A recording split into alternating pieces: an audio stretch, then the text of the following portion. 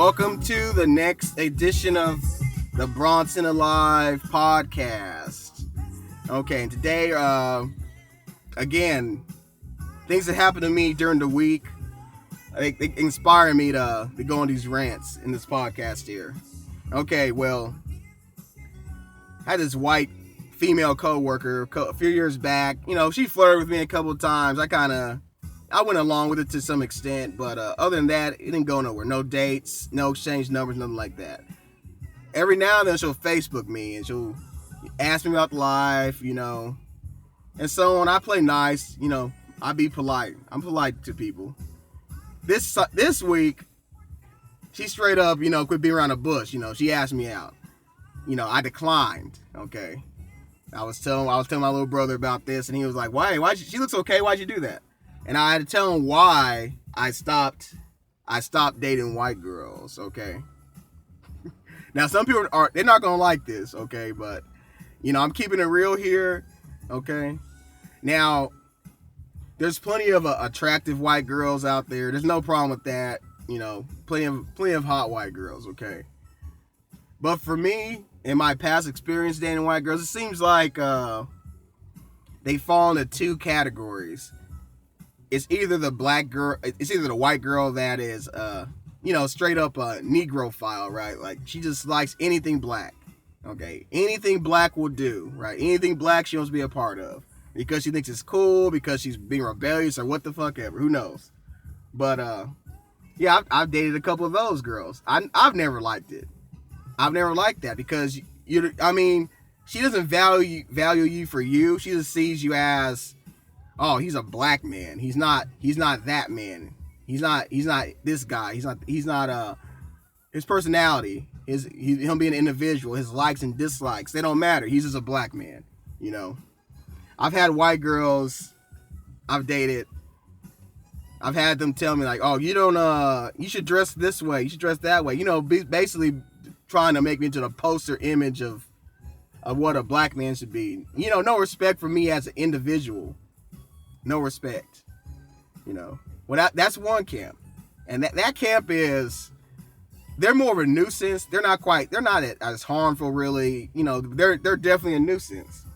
Now the other camp, I would say, falls in these kinds of white girls that it's a straight up fetish type thing. I mean, seriously, she can be a Confederate flag waving, prejudice. I'm not gonna say racist, because most people probably fall into the prejudice category. But she can be that kind of way. She never wants to be around a black person ever.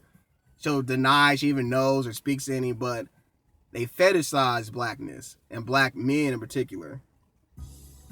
Okay. These women, they want you for one thing. It's to do some kinky ass sex shit. Maybe they want their man to watch them have sex with you.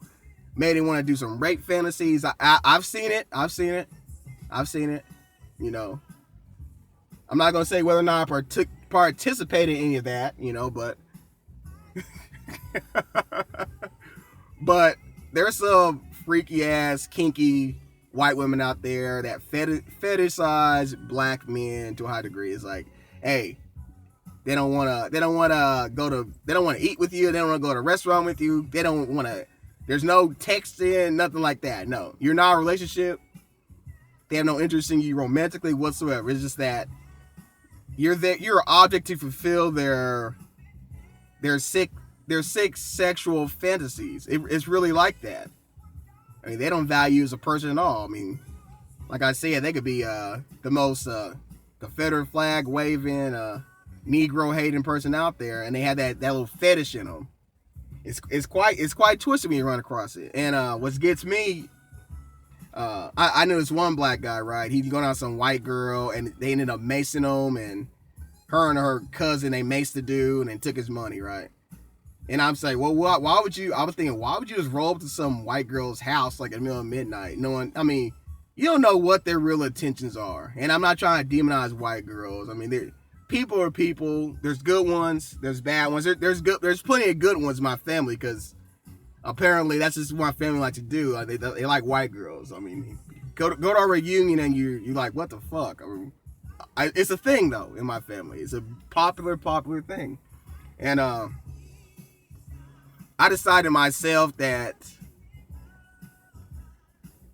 the odds of finding a white woman that I would click with and I would want to be with, and she doesn't fall in either two of those camps, is very slim. And then I was realistic about myself. I was okay with, I would go out with a white girl every now and then. I'll go to movies with her. I'll eat with her. I'll go to bed with her. I didn't care. I mean, yeah, I would do that. I probably still would go to bed with them, but I don't want to have a kid with no white girl. Don't want to have a kid with them, and I can't see myself marrying one or ever being serious with one. So on my end, I had to be realistic. Like, hey, if I'm not serious enough about them to actually marry the girl or introduce them to my mom, then I shouldn't be fucking with white girls. If I'm not willing to actually marry one, make kids with one, I shouldn't be messing with them no way. Plenty of other guys out there, let them have the white girls, okay?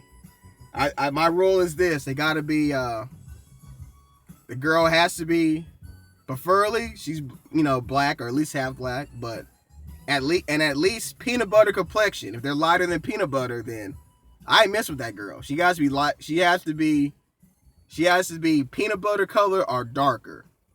So most light-skinned girls, they're excluded too, unless they get some sun on them, then they'll fall into the peanut butter color range. But yeah, peanut butter or darker. I'm chocolate myself, so I want my kids to be chocolate. Okay, I'm just keeping it real on that.